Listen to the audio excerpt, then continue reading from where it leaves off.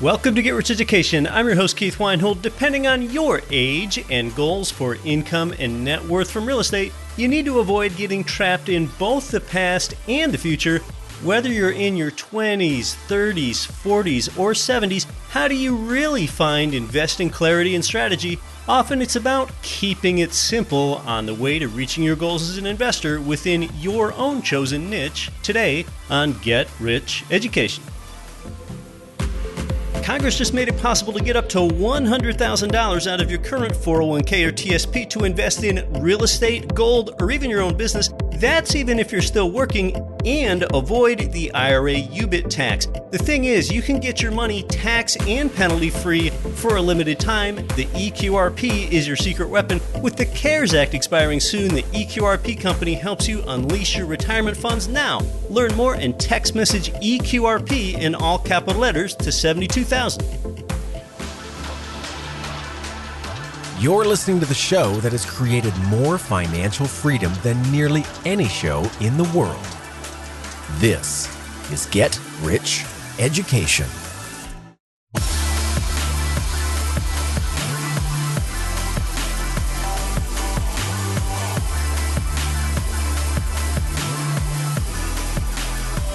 Here it is. Hey, welcome to Get Rich Education. I'm your host, Keith Weinhold. Let's talk about time. Now, in your life, you've probably known some people that seem to be trapped in the past. It might be that they're heartbroken over a relationship gone bad, or a deal gone bad, or maybe the only music that they listen to is from 1990, and that person seems to be trapped in the past. Now, I like some throwback tracks sometimes, but realize that listening to music from 1990 is like people in 1990 listening to music from 1960, and you might want to stay more current along with your throwbacks. Well, I recently heard a great quote about getting trapped into living outside of your own present reality, and that is, getting trapped in the future is as bad as getting trapped in the past. You cannot change the past. The only way to change the future is what you are doing today. Yeah, that right there says so much about the importance of being an action taker. As much as I wish I would have thought of that quote myself, that is from Michael Ayala. Check out his platform. It's called Investing for Freedom. But yeah, I've got some friends right now that seem to be trapped in the future. They think that the future is always going to change, or maybe they just think that the future is totally out of their control, so therefore they're frozen within action instead of making the decisions today that will positively change their own future tomorrow. Now, when you're younger or when you just get started in real estate, a low property price can be the most important thing to you because you often have less money. That cash flow means more to you at that time in your life as well. That makes it more likely then that you'll start with existing rehabbed property. When you're older, that tilts a bit more toward you wanting new construction property in your portfolio. New builds generally cost more, but it's okay because you have more money at this later time in your life, and the cash flow can be pretty low here. But that's less important to you because you're more likely to earn more at your job when you're older. They are the cash flow trade-offs. And then real estate investors have that benefit of long-term appreciation too.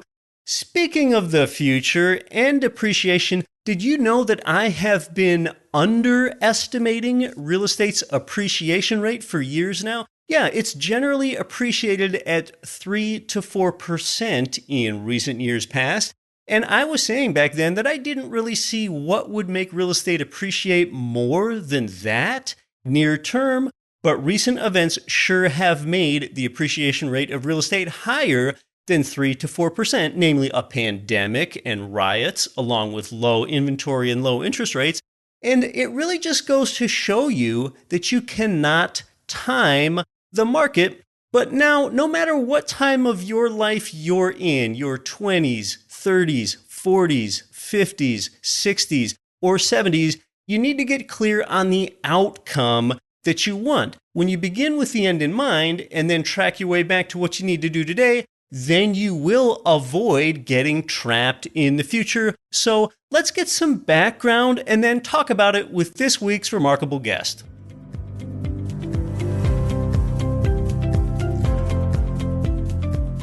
I'd like to welcome an exceptional investor onto the show today. He is thriving inside a pretty durable and profitable real estate investment niche that we're going to discuss. And I've been investing my own money alongside him for 2 years now. And his business partner and wife were actually wonderful hosts for our Get Rich Education Tampa real estate field trip exactly 1 year ago at this time. David Shaw, welcome to Get Rich Education. Thank you very much, Keith. It's a real pleasure to be on your show. Tell us a bit about yourself and your real estate background. Keith, like most people, I didn't qualify in real estate investing in university.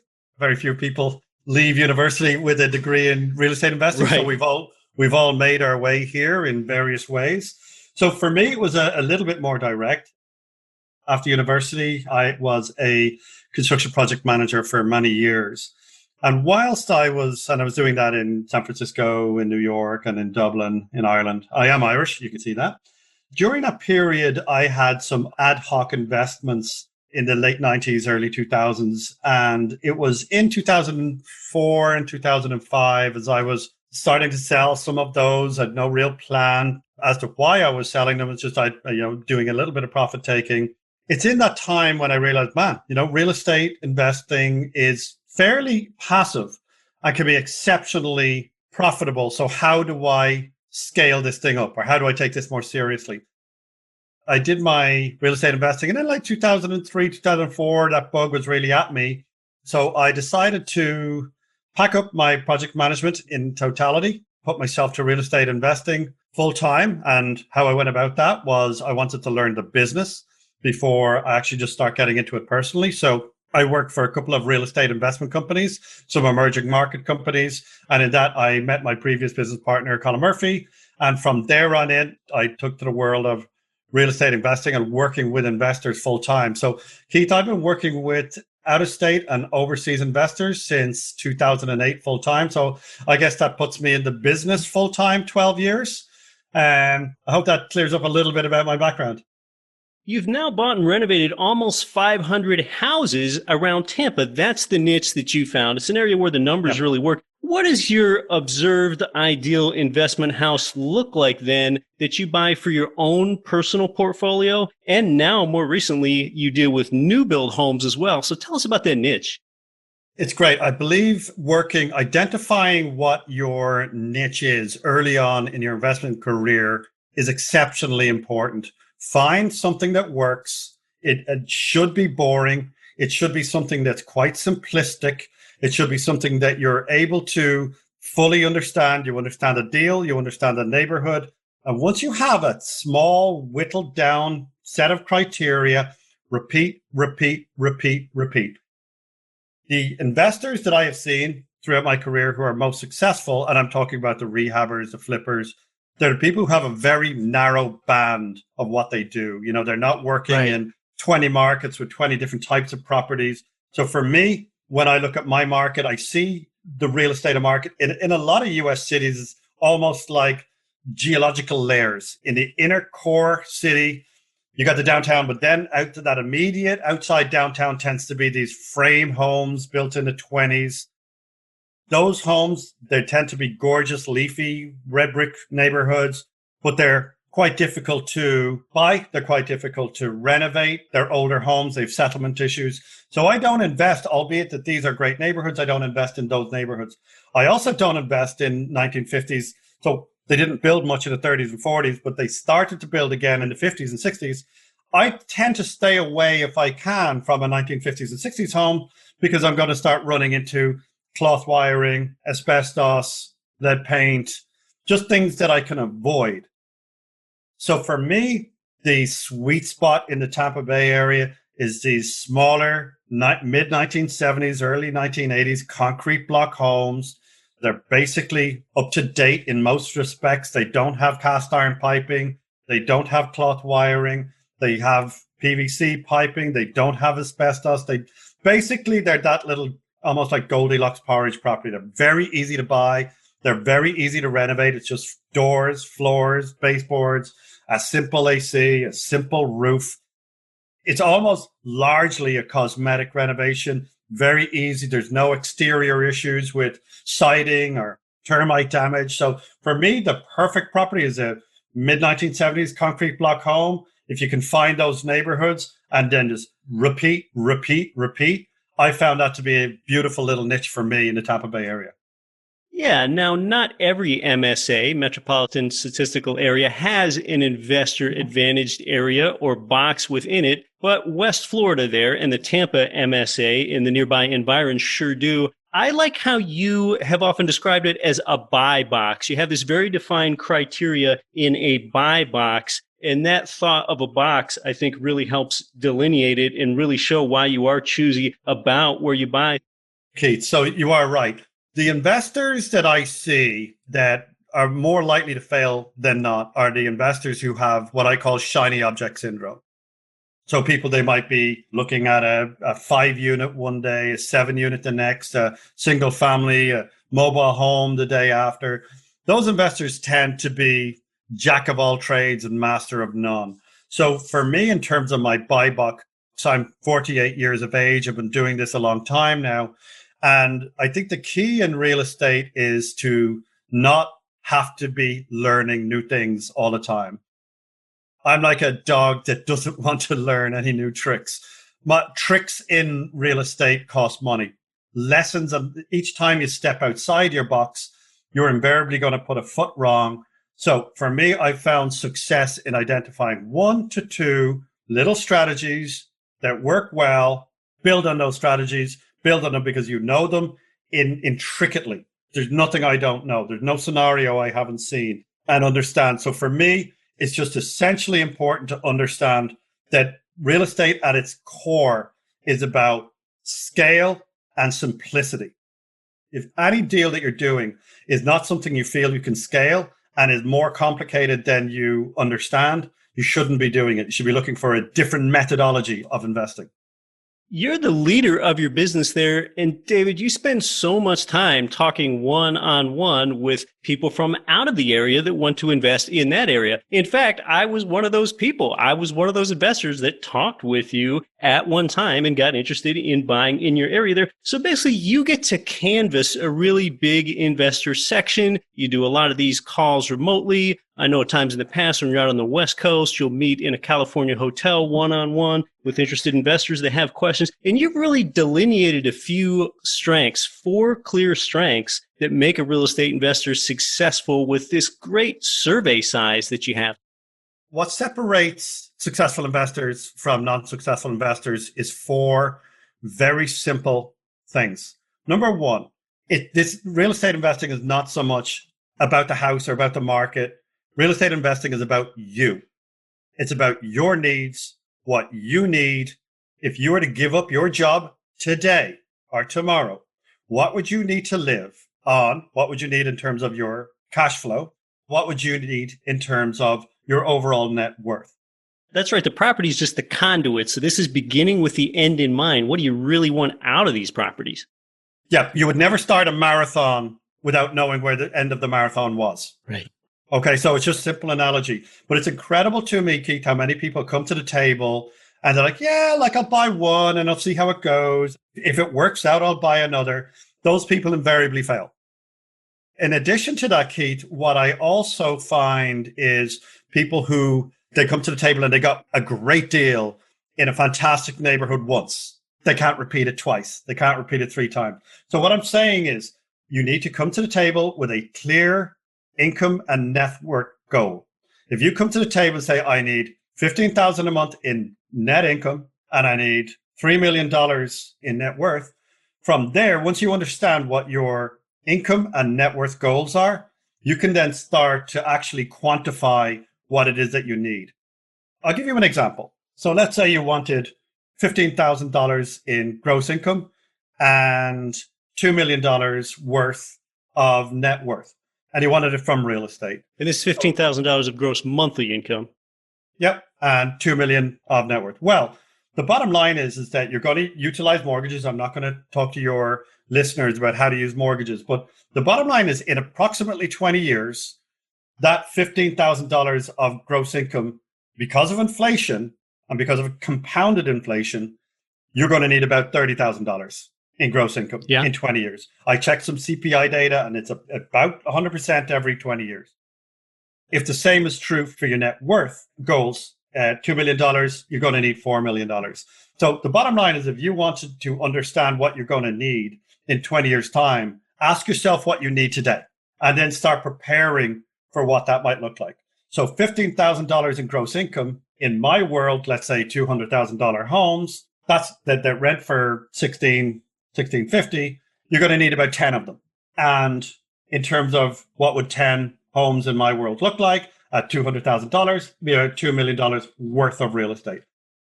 That's how to set out your clear income and net worth goal. $15,000, basically 10 homes will do that. $2 million of net worth, basically 10 homes will do that. So if you now know how to quantify what you need, it throws out this idea of, oh, I'll buy one house, or I'll buy a cheap house in choose your market, or buy, an older house with a very high net yield. They did a very fine balance between getting your income and your net worth goals working in tandem together. So the successful investors start off with a clear income and a net worth goal, Keith. And I'm glad you put those numbers out there, whether that's this particular listener's numbers or not. That helps give one a clear vision, a beginning with the end in mind. That's right. And it also gives people a clearer vision of, well, this isn't about me buying one or two. If I want to retire in 15 years or 20 years off the back of leveraged real estate, I actually need to buy 10. It's the time and the mortgage and the tenants that's going to do the work. But I actually, in order to plant those oak trees of my retirement now, I need to plant 10 seeds today. So it gets people, when I have this conversation and we break it up, it allows people to understand this isn't about buying one or two houses, or this isn't about getting a great deal in a good neighborhood. This isn't about one off this or one off that. It's about actually setting up an overall clear income and net worth goal. It's one thing to set up the goal, but then you need a defined strategy to execute the goal. So what does that mean? We can often be our own worst enemy. Oh, I was busy, or oh, I got this, or oh, I got that. No, the defined strategy is the best way I can put it to you is imagine you are setting up, in addition to your work or whatever you do in your life, you're setting up a startup on the side of you're bolting a startup business onto the side of your life. You're going to treat that like a business. It's going to have ups. It's going to have downs. It's going to be hard. There's times it's not going to be easy. But if you treat this, you start off with a goal, and then you treat this like a business with a defined strategy and with the resilience to get that strategy going, that's now we've planted the seeds. So it's very important to have this defined strategy about implementing your goal. But then this is a 20-year thing in my view. The defined strategy is also includes treat it like a business. Create a defined real estate account. Do not let any of your personal money commingle, or your rents or anything like that commingle with your personal affairs. Believe me, I own a lot of real estate. And if you have all of your real estate over in a certain account and all of your rental income goes into that account, I don't use rental income for my current day-to-day living. So all of my income is always building up in my real estate accounts. If somebody calls me, Pete, and they say, hey, listen, we need a roof over here, we need an AC over there, our tenant's leaving, or Lord forbid, we have a vacancy or an eviction. It's exceptionally rare, by the way. But I don't care. I'm like, okay, well, the money's there. That's what it's for. That's what the rainy day fund is for. So it's not emotional. Right. So, and that's part of the discipline, that stick-to-itiveness of this long-term strategy. Yeah, and that's it. The discipline is about putting all the money into a separate place. You're not getting it till your retirement. You're going to use this money to build up your inventory, and then you're going to use this as your rents rise. Let's say your rents are $1,500 today, and they're $1,800 in 5 years' time, and they're $1,200 in 7 years' time. What you're going to do is you're going to take all of that extra rental income and pay down your 10 homes so you can retire sooner, rich with real estate. But most importantly, Keith, and you and I share this, I don't quite have it tattooed on my chest yet, but I might. You need a time to do it. There is no point in coming to the table when you're 75 with a 20-year plan. That's just not going to work, unfortunately. And I don't want to disparage 75-year-olds, but it's harder to implement a 20-year plan.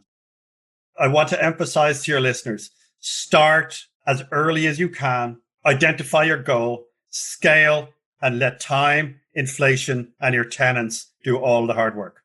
Oh, that's very well said. Yes, this is get rich education. It's not get rich quick. So there is that addition of time. And some wonders, well, what is the point of acquiring wealth if it takes a little while? Well, most people never acquire wealth at all. That's the point. And I'm sure you, the listener, can tell that David really is used to sitting down face to face, or maybe doing it over Zoom, and talking with people and helping them customize their strategy to really build a plan to not just buy a one-off property and see how it goes, because that usually doesn't turn into very much. And that person probably isn't working within a well-defined strategy. David and I are going to come back and talk about what hinders investors and what can make them get unstuck. You're listening to Get Rich Education. I'm your host, Keith Weinhold. Most rental property investors choose either positive cash flow or home price appreciation, but one real estate market can provide both. Jacksonville, Florida. With 9% lower home prices than the national median, 1% higher gross rents, and Jacksonville has appreciated 34% more than other comparable cash flow markets since 1991. Get positive cash flow today and appreciation for tomorrow. To invest for cash flow and growth in Jacksonville, go to cashflowandgrowth.com. The people that our listeners can't stop talking about are Ridge Lending Group and MLS 42056. They provided you with more loans than anyone. It's where I got my last few loans, and they finance single-family income property up to fourplexes. They're the #1 lender for both beginners and veterans. Start your pre-qualification, chat with President Chaley Ridge personally, and you'll end up with your custom plan for expanding your cash flowing portfolio. Start at ridgelendinggroup.com. This is Rich Dad Advisor Ken McElroy. Listen to Get Rich Education with Keith Weinhold, and don't quit your daydream.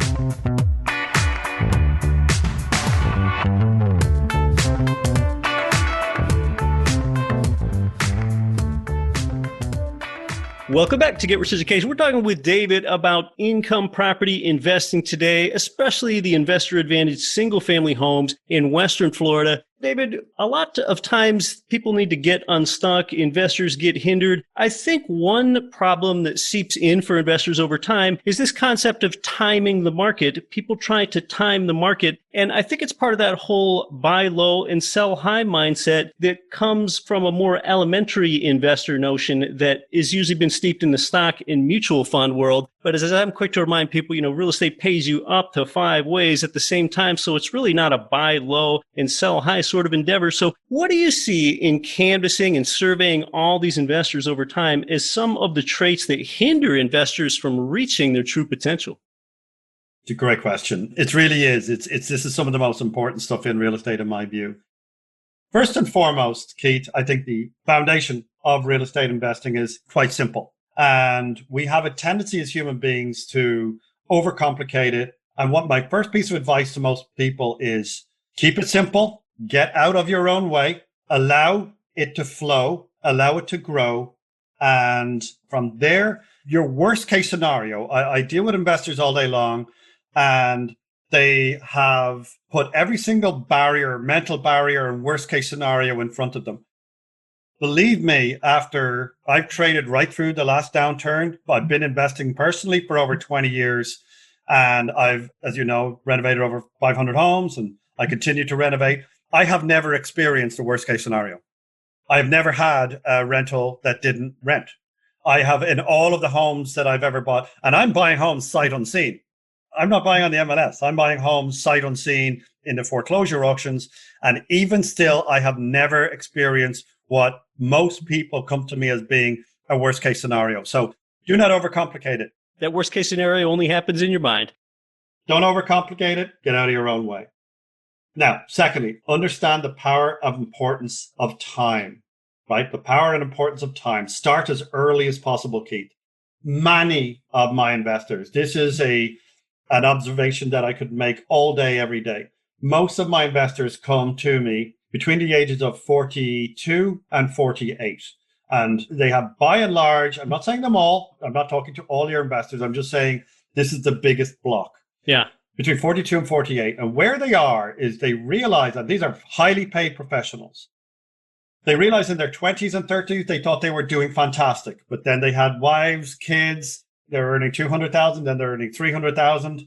In your 20s, that's fantastic. In your 30s, that's fantastic. But by the time you start reaching your 40s and you live in California, you live in an expensive MSA, you have a house, you have a mortgage, you've got kids education, healthcare, all the other costs associated with running a family, 2 cars, everything that at the end of the day, they pay their taxes on their W-2 income. And at the end of the day, they realize they can only save maybe $60,000 or $70,000 a year. And then they might go into a 401k, some kind of conservative 401k. And something hits most of my investors somewhere between the ages of 42 and 45. And it's like, this $500,000 or $600,000, it's not enough. And what's happening is, and the reason why it hits you at 42 to 48 is you realize that the young guys in your office, they can work longer hours than you. They're cheaper than you. They know all of the latest lingo and they know all of the latest coding and engineering technologies that are out there. You have to leave the office at 5:30 every day because you've got a wife and kids. You can't work the weekends. Yeah. You start to burn out a little bit. And then ageism is starting to creep in, especially in the tech world and various other industries. Right. And they start realizing in their mid-40s, they're like, if I wanted to retire tomorrow, next year, the year after, this $600,000 or $700,000 is not enough.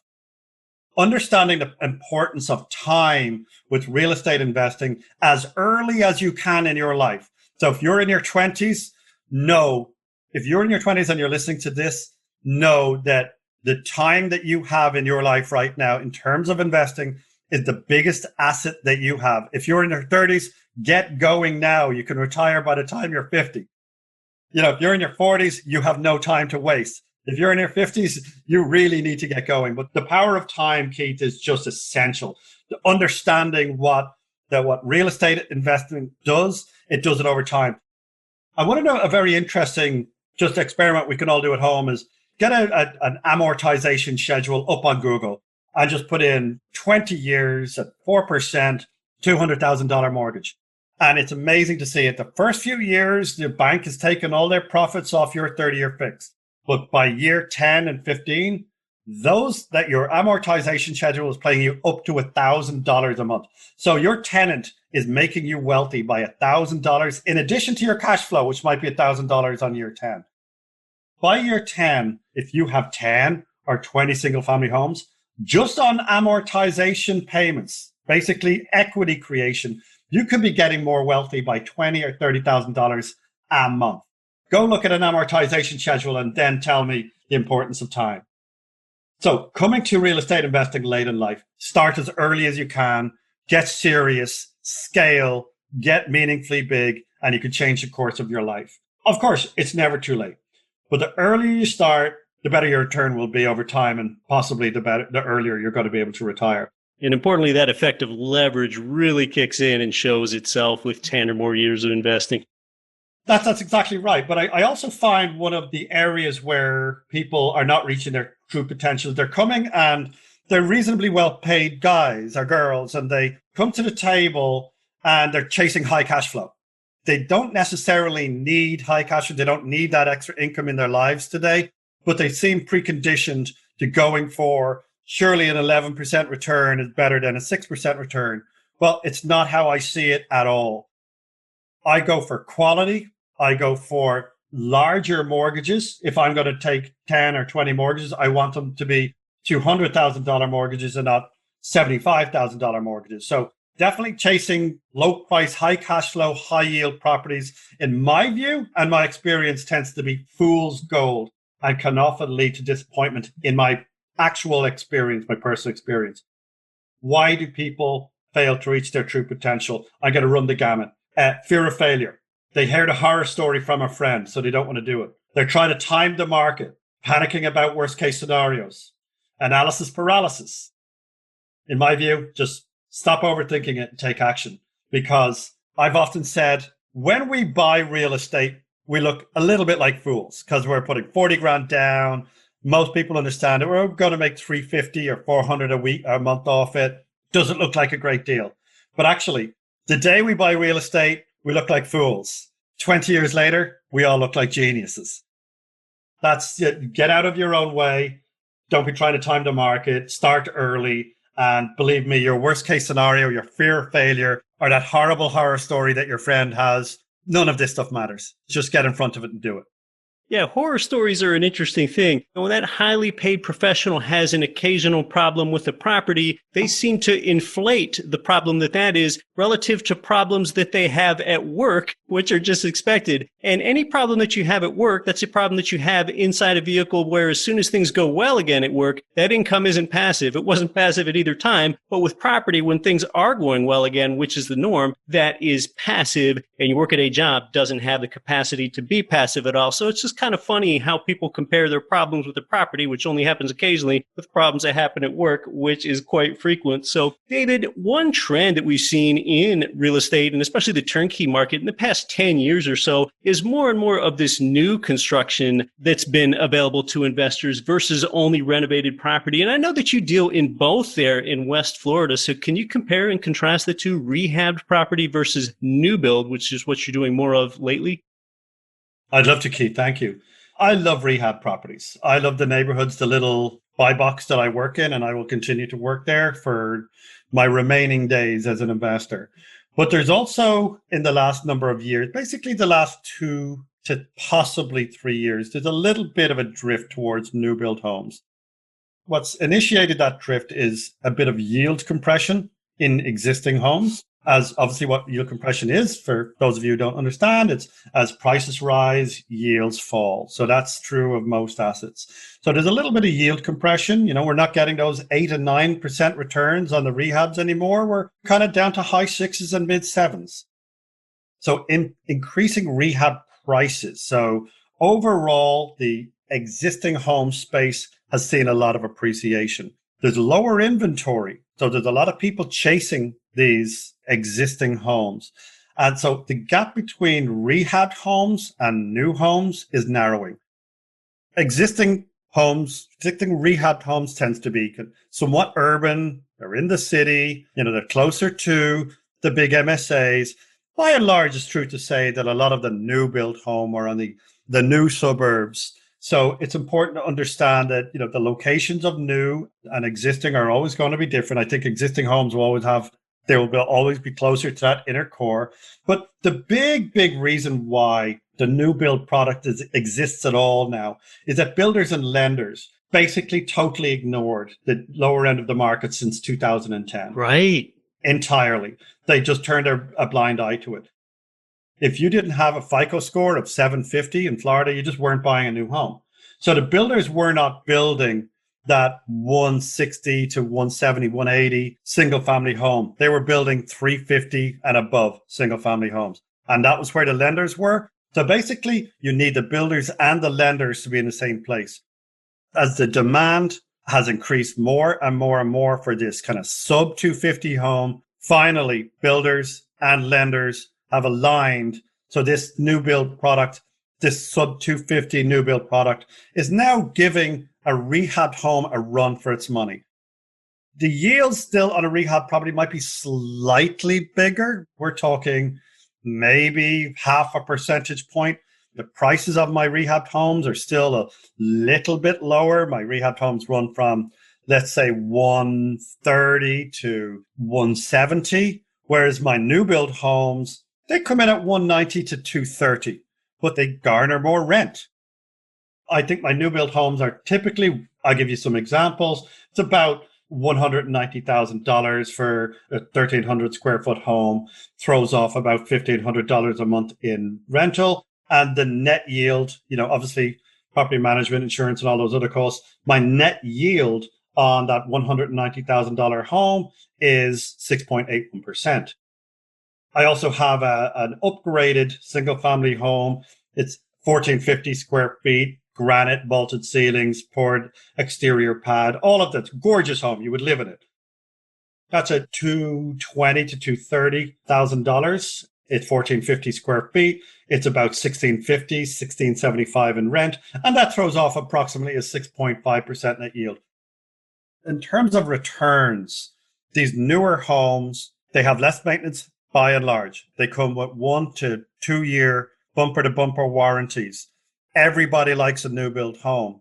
Buyers like it. owner-occupiers like it, and believe me, renters like it. They cost a little bit more money, but they rent for a little bit more, and they tend to have dramatically less maintenance. If you buy a 80-year-old home that's been lipstick, paint and carpets type renovation, that 80-year-old home is going to give you fairly consistent and constant maintenance issues over a 20-year period. In my view, if you want to scale and get big and buy 5 or 10 homes and hold them for 20 years, a new build product will by and large basically serve that need. And it's easier to buy them. There's more of them. And it's easier to scale with a new build home. By and large, they're easier to manage. That's right. With a new construction home, your yield isn't going to be quite as high as it is with a rehabbed home. This might work better if you're a busy professional with your new construction home, because you're not going to be hearing from the property manager very often because there won't be as much taking place. And if you would like to self-manage, some people choose to self-manage remotely. That's going to be easier in general on a new construction property than it is with a rehabbed home, because you're going to be able to retain tenants longer typically in that new construction property as well. David, do you have any last pieces of advice or guidance for our audience here? I do. Over the years, I have, as a guy who's bought and renovated and flipped hundreds and hundreds of homes, and I've done over 1,000 real estate deals, I would like to impart some final thinking on what this conversation has basically been about. And it's been personal for me. I have earned a lot of money. And what I end in my career and what I've done, that I didn't pay enough attention to building up a large portfolio. I spent more of my time rehabbing, flipping, trying to become the biggest flipper I could become and really get, 100 doors out a year or 80, 90 doors out a year. And that was my focus. I have one regret in my investing career, and that's not keeping and holding more. I realized this: you can earn a lot of money, but you will pay a lot of taxes. And in life, the clearest path to wealth creation is to do so in a meaningful way. Buy, hold, don't create tax events. That's why Warren Buffett doesn't pay any taxes, because he doesn't sell. He buys and he doesn't sell. So find a way to invest as early as you can. Find a way to get big enough as early as you can, and realize that you cannot earn your way unless you're scalable. You own a business that's scalable. It is very hard to outrun inflation with a salary. No matter how much you earn, it's very hard. There's a few of us who do it, but most of us don't. You cannot get wealthy earning alone. You have to be investing in a scaled fashion to actually create meaningful wealth for you, your family, and your children. That's right. Most salary earners in the United States invest their dollar, and they're only getting their own money to work for them. Now with real estate, we're talking about a vehicle where you can get other people's money to work for you. The banks for the leverage, the tenants for the income, and the governments. And yeah, when you talk to most long-term real estate investors, sure enough, David, if you ask them what their biggest regrets are, they typically say the same two things. I wish I would have bought more, and I wish I would have bought sooner. Flippers have spending money, but buy and hold investors create real wealth. And over my career, I've often talked to flippers that want to get into the buy and hold game, but rarely, if ever, do I hear anyone that's doing the buy and hold game well that wants to get into flipping. It usually just doesn't go the other way. Well, David, right. You've really helped give this great, I think, vision and strategy for investors and how you help them there. You can do that with this durable asset and product type in a thriving MSA at GetRichEducation.com/West Florida. David has put a report there for you so that you can learn more about the product at GetRichEducation.com/West Florida, offering both rehabilitated homes, typically 70s built, and new construction built. So therefore, they do have available inventory now. David, it's been great having you here on the show. It's been my pleasure, Keith. An honor. Thank you so much.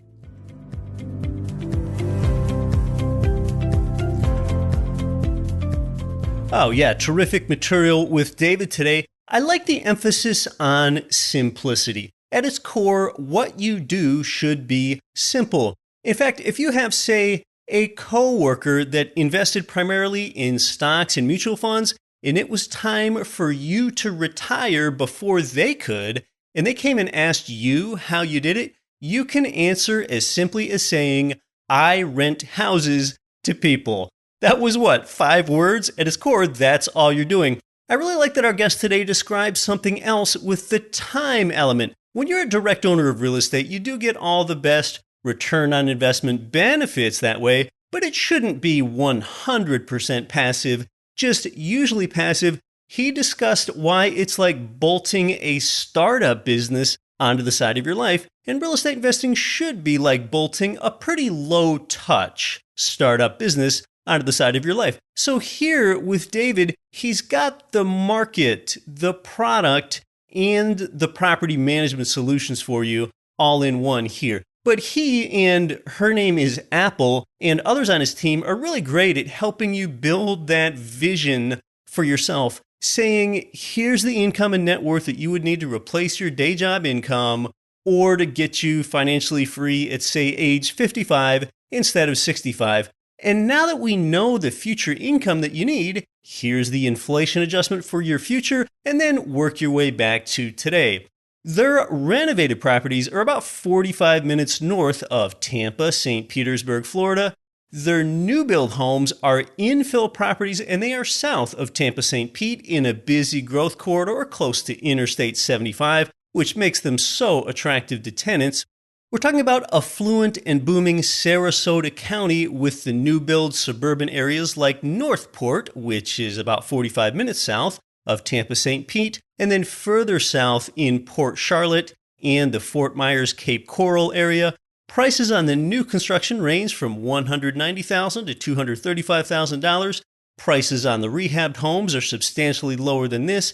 The rehabbed homes do have a little better rent-to-price ratios. And again, the rehabbed ones are north of Tampa Bay. The new construction is south of Tampa Bay.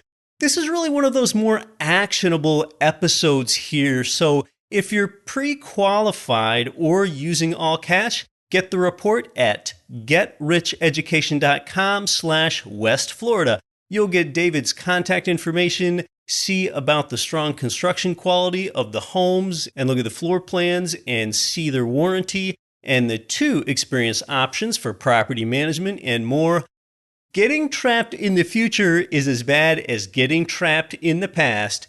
You cannot change the past. The only way to change the future is what you are doing today. If you're pre-qualified, get the report and get started at getricheducation.com/West Florida. Until next week, I'm your host, Keith Weinhold. Don't quit your daydream. Nothing on this show should be considered specific, personal, or professional advice. Please consult an appropriate tax, legal, real estate, financial, or business professional for individualized advice. Opinions of guests are their own. Information is not guaranteed. All investment strategies have the potential for profit or loss. The host is operating on behalf of Get Rich Education, LLC exclusively.